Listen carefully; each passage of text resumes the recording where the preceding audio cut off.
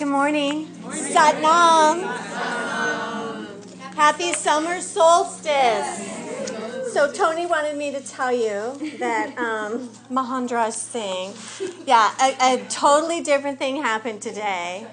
For the first time in his life, he looked over at me and said, "Happy summer solstice." He's like, "I've never said that before." I'm like, "Let's write it down in the book of records."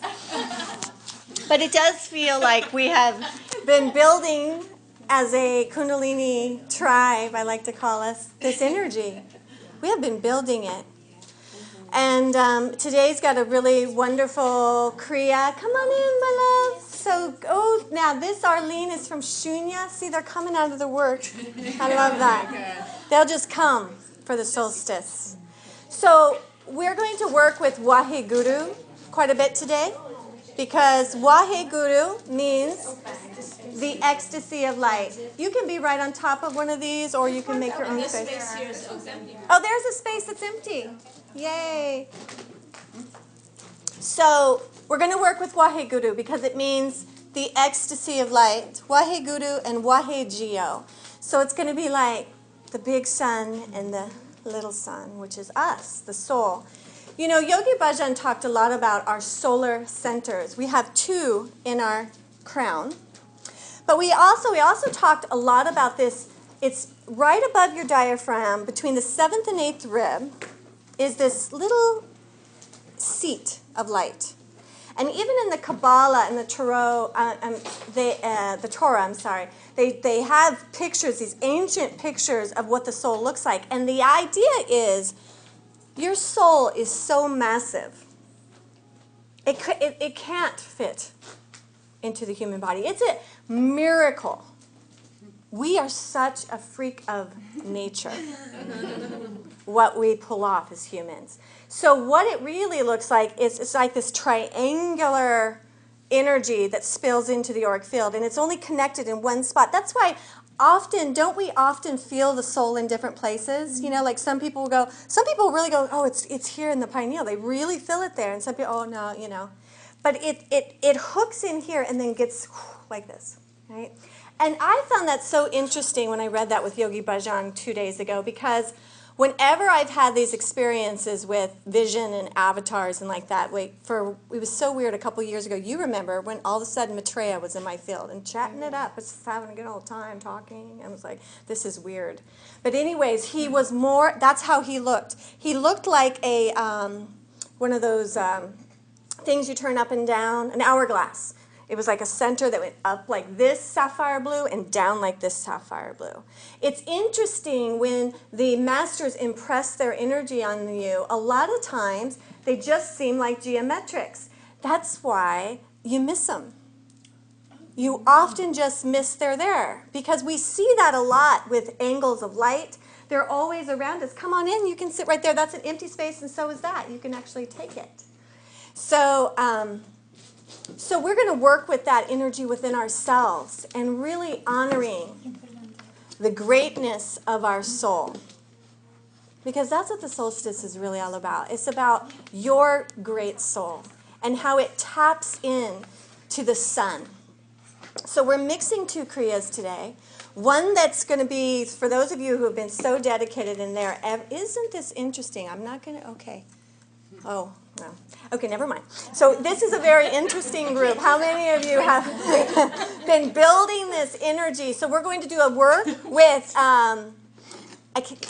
so I'm sorry about that. Sometimes I see things and I shouldn't go there. So anyways, we're going to work with them behind us. We're going to do a good eye-opening, drawing in a bunch of energy. And then we're going to go in and rebirth. So very powerful energy, but you're ready for it. And, you know, I want to talk about this just before we get started, how powerful this energy is. Because Yogi Bhajan talked about this, and it's so good. You know, your cities turn on. And what those are, those powers to know things like, how did I know that? And to be able to read energy. And so what happened to Yogi Bhajan once is he used it inappropriately. And we will all be tempted to it. You know, it's like when you have an intuition, but you know, it's just none of your business. And it's such a test when that happens. It's like, Oh my God. But it's like, it's still none of your business. And it's this evolution of, well, then why would I have that popped into my, my intuition? The be still, you shall know thing has to get really strong in us. But here's a great story about Yogi Bhajan. So he was teaching this long day, and one of his students was going to bring him lunch. And the student calls and says, I can't bring you lunch because I lost my dog. And, he thinks to himself, I really want my lunch. So he goes, go into this street, make a left, make a right, knock on the pink door, and, there's your dog. And there was his dog, and he brought the lunch. Then everybody started asking him, where's my lost cat? Where's my lost dog? Where's my lost ring? And look what he created, right? And that's so not the point. And it even really happened to Christ when you think about it. What, got him in trouble with Herod? Herod's like, hey, walk across the water, man. Let me see you do it, baby. That wasn't the point of him walking across the water when he did it. But that's what makes it so juicy. They're human. They're like us. If you could walk on water, like you wouldn't do it. Just to like with your girlfriends one night, wouldn't you do it, right? You're like, hey, you guys, come on, I'm going to go walk on water. You want to see me do it? It's cool.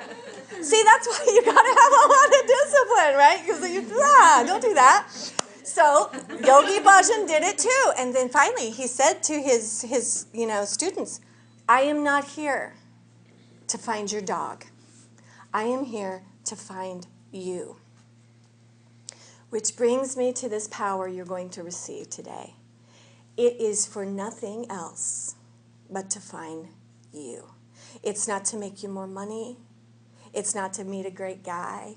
It's not any of that. It's to give you the gift of gifts, you.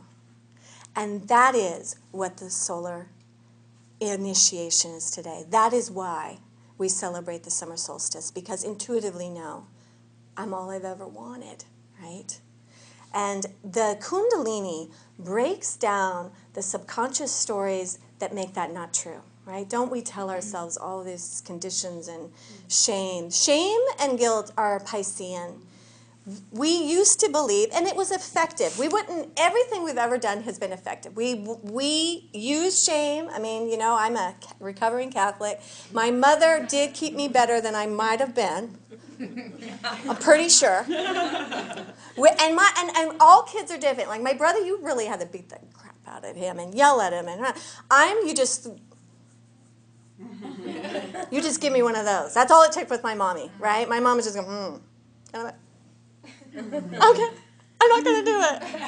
I was just thinking it. You know how your moms are? Your mom knew you were thinking it. It's like, oh my God, that's so creepy. And my mom was so cute. She's like, it's never going to go away. Even when you're married and hundreds of miles away. So she put that on me too. I'd be alone in my house going, does my mom know? And now she's passed, so now she freaking knows everything and everywhere. And but at least now that she's got a good sense of humor on the other side, so it's all good. So I don't think I did the air conditioning right. I'm going to go check it right now. So take a deep breath. Bring your hands to your heart. And we drop all those conditions that we used to keep us good. And instead, we embrace our greatness. There is nothing we need to be afraid of. All of our shoulds are dropped. And on this day, we embrace the greatness of our soul. Happy summer solstice. Inhale deeply. Exhale.